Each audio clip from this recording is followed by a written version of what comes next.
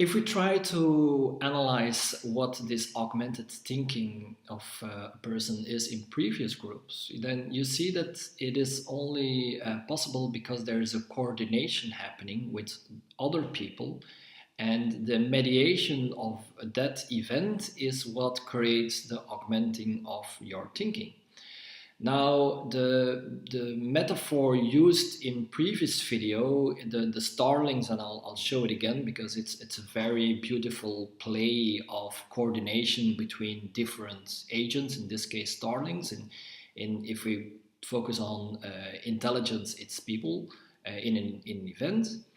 And it's one step in what we call a meta system transition. So it's creating interaction leading to coordinating in a medium. So the medium is the cloud you see there. And to move one step ahead, we need to go to what is called control of the meta system.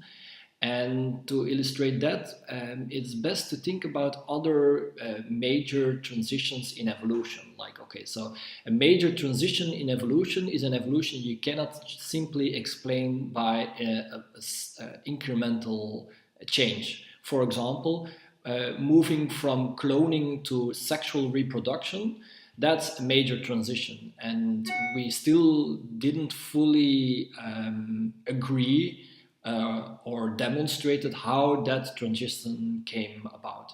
Another one that's going to be very relevant here to go to higher dimensions of consciousness is the multicellular transition. So we moved from single-celled life to multicellular life, and the most accepted hypothesis on the moment is the colonial hypothesis, and I'll have a short video to explain that one.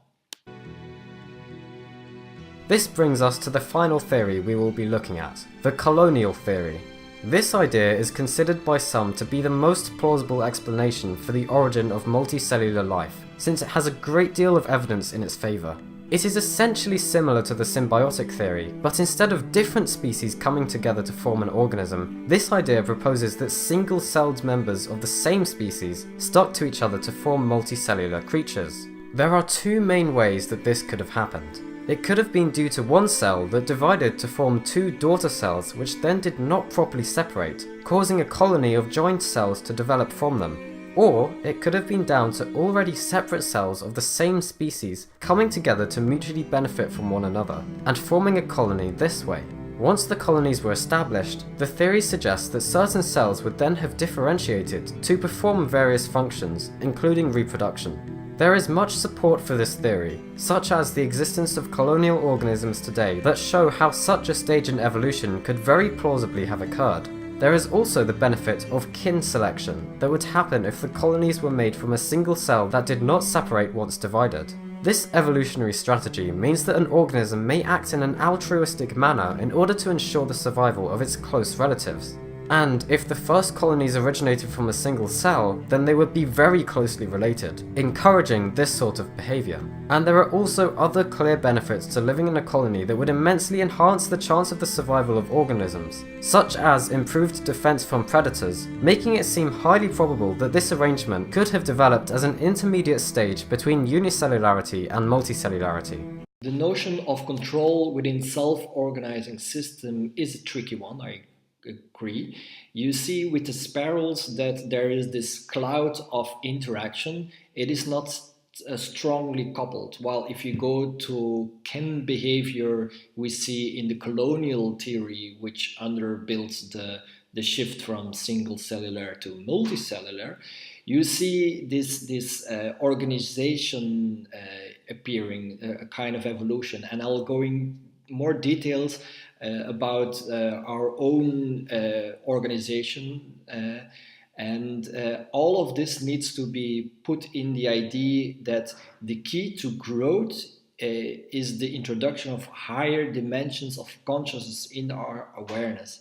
And we'll see how that aligns with cultural and organizational evolution. So to show that, I'm going to use a model lately known as teal organizations.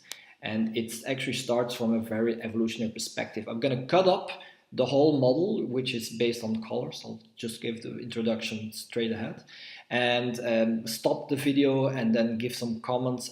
In a fascinating book called Reinventing Organizations, author Frédéric Laloux recounts the evolving history of how people have worked together in large organizations and how new perspectives or paradigms have emerged over the centuries that unlocked new levels of prosperity as they became the predominant approach. In this video, we'll take a look at these paradigms, then examine how they can inform our thinking about adopting agile or lean approaches. Each new paradigm is described by its own color, has some unique characteristics, and some breakthrough ideas. And we'll look at some examples of organizations operating under each paradigm today. We will start with the oldest paradigm, described by the color red. The guiding metaphor for red is that of the wolf pack. Red emerged as people organized into tribes and was the predominant paradigm for centuries. The defining characteristics of red include a powerful leader who inspires fear in the group's enemies and compliance within the group. Red is most useful in situations of chaos, where the powerful leader may be the only thing guaranteeing the survival of the group. The breakthrough ideas of red are command authority, where a leader can set a direction and people will follow, allowing them to work towards a common goal, and division of labor, where people can specialize in a specific type of work that benefits the overall group. Examples of organizations functioning under the red paradigm today include the mafia, street gangs, and tribal militias. There's a clear negative bias in the description of red organizations. I would agree that the idea is that power overcomes chaos, but that doesn't always work with fear. To me, any startup is a red organization, and there it is the power to overcome status quo, overcome the habits in the market, overcome the limits of imagination. It's all kind of organizations that challenge chaos, and often they are very daring, right? So in that way, the relation to fear may be there, but I try to take out the negative bias before continuing to the next layer. Organizations are limited by the short-term perspective required to survive chaos. The next level, amber, evolved when the instability of fear-based power structures could not accomplish longer-term success. The guiding metaphor for amber organizations is that of an army. Amber emerged as hierarchical patterns like those invented by the Roman military under Julius Caesar and those used by the Catholic Church, enabled focusing on long-term goals which are only possible under stable leadership, being based on status, not physical prowess. The primary characteristic of amber organizations is their strict hierarchical structure, leading to stability and exerting strong control over the lower levels in the hierarchy. The breakthrough ideas in an amber organization are taking a long-term perspective, instituting strong processes, and creating formal roles for various levels within the hierarchy. Examples of current organizations that have an amber perspective are most public schools in the United States, most governments, and traditional churches. Amber organizations begin to hit their limits when conditions change that require new approaches. To add a complementary division between red organizations and amber organizations, we can see that red organizations also exist with other animals in the animal kingdom. So we have wolves, we have meerkats, we have basically any social creature. Amber, it's more challenging. There are some called asocial creature like ants and termites and the naked mole rat, but where hierarchy also becomes more important, like only the queen can reproduce. But the essence is that this hierarchy already existed within red organizations. Within red organizations, it may be a family or a small tribe, but there is a hierarchy. So what is then the big difference between these amber organizations? I think that the one thing they mentioned, like the long-term goal, that's an important one. You see that there is it surpasses the lifetime of the individual. And within red organization, that's not the case. And if I like to use red organization as in a more positive way, so think about startups. you see that there is also the hierarchy, the fact that the founder is the head of the startup, but the other people may be treated with kindness, and so it doesn't need to be fear, but it will be the founder who really knows how to use his power of his foundation to overcome the chaos he's tackling. So that's the part of that red organization. So in amber organizations, the social creatures also have a little bit of amber-like organizations. Like we know that there are ant colonies that farm and have cattle. So that exists as well. But you see this structure of working with the collective. And I think the hierarchy has become the central issue now, and culture that is regulating the organization. But those aspects existed within the red organization. And that's going to be important if we want to recognize the emerging trends we are undergoing at the moment. There's a saying in English that big events cast their shadow at forehand. And that's exactly what I'm trying to focus on, because that allows us to pinpoint the essential changes we can see in our current organization. So let's move on to the amber and see how we build our way to today. The next level, orange, evolved when entrenched amber organizations were unable to adapt to changing conditions. The guiding metaphor for orange is that of a machine. Orange emerged in the age of reason, along with the American and French revolutions, where individual meritocracy meant that the best ideas had a chance of competing regardless of an individual's status. The primary characteristics of orange organizations include competition within the organization and with other organizations, a focus on financial profit and growth, and a switch to objectives-based management, where leaders set the strategy and lower levels within the hierarchy are given some freedom in how to carry out the strategy. The breakthrough ideas in an orange organization are innovation, accountability for reaching the objectives laid out by management, and meritocracy, where individuals can rise within the organization based on their skill, intelligence, and creativity. Considering that natural evolution is about competition, it seems a bit strange that they put this forward as the main differences. You could actually look at it as the competition of free market, and that's something that changed according to the amber organizations. If you even consider first exploration, like the East Indian Company, those were companies built under charter of the ruling party. So there wasn't really an open market, a free competition. I think that more interesting is the idea of freedom here, where it's specifically free energy, free time, free to build the organization then. And if you go into the literature on the history of technology, you will see that they bind this back to the use of technology to create energy, like windmills and water mills, while until all energy was produced by man or animal. So that's a big difference. I would have preferred that they just put industrialization as the central topic here, and that way emphasizing the mechanical approach of this orange organization. And then I think it would clearly fit the description. So, okay, moving on. Orange is the predominant perspective in the world today, and nearly all large corporations function from an orange perspective, as well as many public universities. Orange begins to hit its limits when people feel that the profit motive is not fulfilling enough, often becoming disengaged with the organization's view of them as cogs in a machine.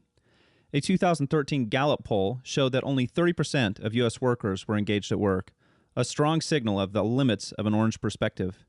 The next level, green, has emerged as people have sought more meaning in their work.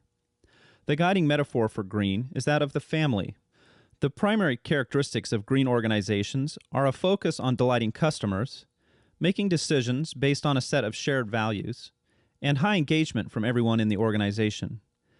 The breakthrough ideas are balancing the needs of all stakeholders, including customers, employees, partners, and shareholders for publicly held companies, a focus on culture over strategy, and true empowerment of members in the organization, regardless of their hierarchical level. Examples of organizations that have a green perspective are Southwest Airlines and Ben & Jerry's Ice Cream. The agile and lean movements also emerge from companies with this perspective. I think it would be fair to see the green organizations as the recent digital transformation trend. And in that sense, referring to the agile methodology and the online software communities is very relevant. But if you think about lean, we need to make a clear remark.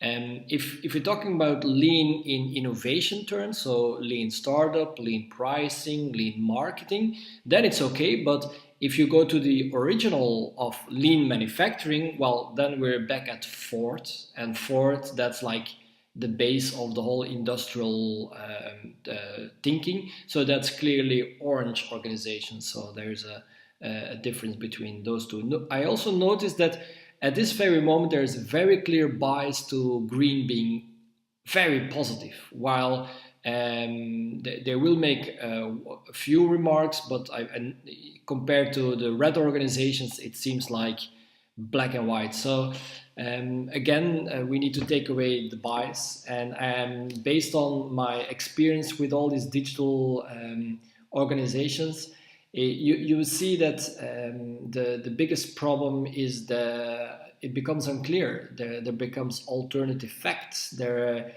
bubble thinking, all that kind of stuff appears. So those are the more negative side effects of the more local freedom you gain. So moving on.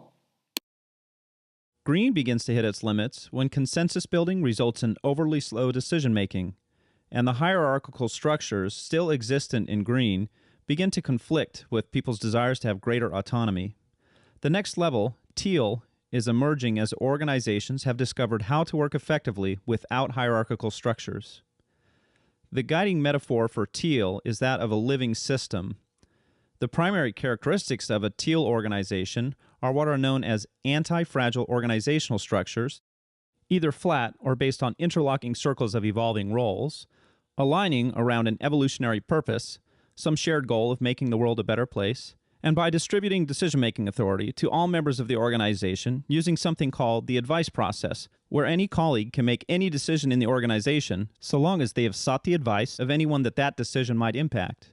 This differs from consensus in that not all advice must be heeded, just considered.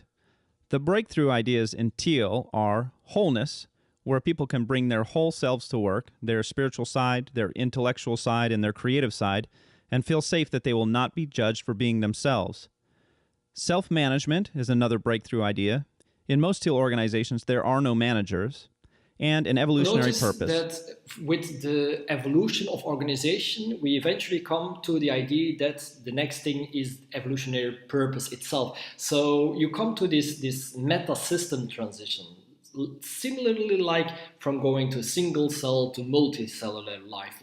And it is actually also the symbol they use over here to present these steel organizations. So, but what does that concretely mean if you go deeper into it, dive into it? So if you see the previous two videos on augmented thinking, it is about a person, and it is about how the coordination around a large-scale event with trying to create knowledge sharing allows you to amplify your intelligence. In this case, it is how do we go from this coordination to control? And remember, control as we use in self-organizing systems. So it is an emerging control. So what does that mean? To understand the emerging control, you can actually look at what is dominant in current organization, how it was marginal in previous organization, and the way it transforms in next organizations. So let's take hierarchy, which is dominant in the amber organization.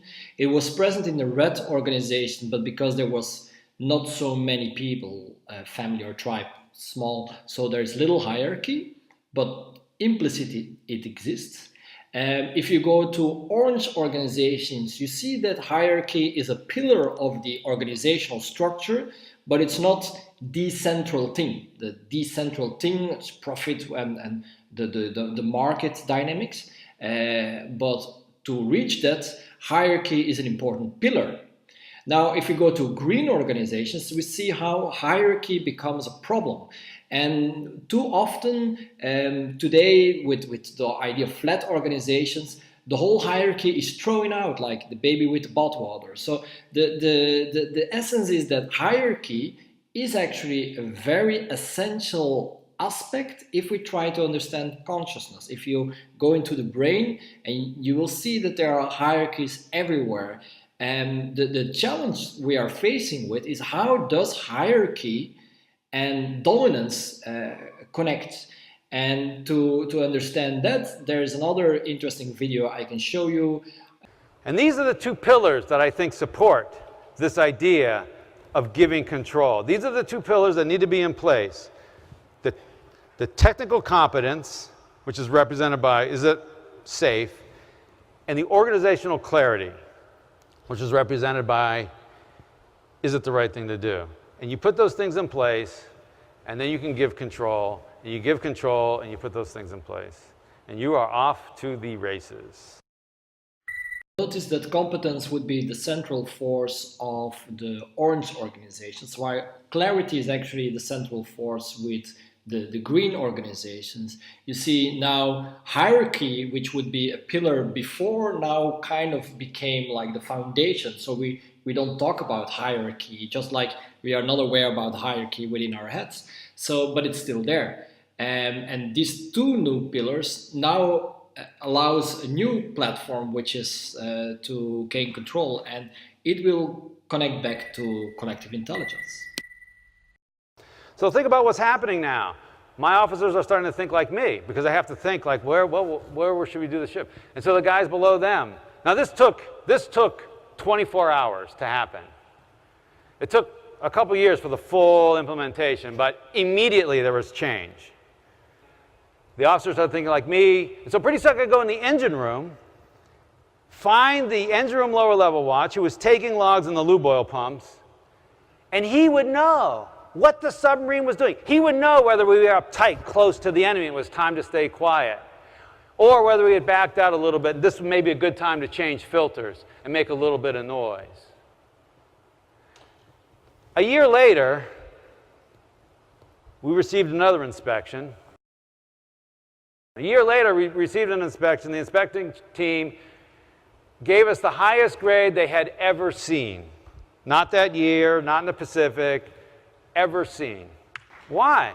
I mean, this crew had a captain who was a dummy. It's because that needle started moving up. And on another submarine, there was one guy in charge, one guy giving orders, one guy thinking, and 134 people doing what they're told. I don't care how smart you are. On my submarine, I got 135 thinking, active, passionate, creative, proactive, taking initiative people. It's a tidal wave. You don't stand a chance. To wrap up, see that at the start of the video, I wanted to shift from the coordination of a collective, allowing an individual to augment its intelligence or its thinking, to the idea of a higher dimension of consciousness, which basically is bringing consciousness to the organization itself. And so far we've seen an evolution where this is emerging, and it starts with something that we even share with other species, and is coming to a point at the moment where we are noticing how we're getting absorbed by a future that is described by things like global brain and the technological singularity. For that, we really need to grasp and understand what control means in a self-organizing system, and often it actually means more freedom, because you're giving control to the structure, and therefore amplifying not only your thoughts but so many other things, so also your ability to act and so on. And that's things we can explore more in next videos. So, I mean, if you have any questions, or you want me to focus on some specific part, please let me know so I can actually adapt a bit to what questions are out there. Thanks.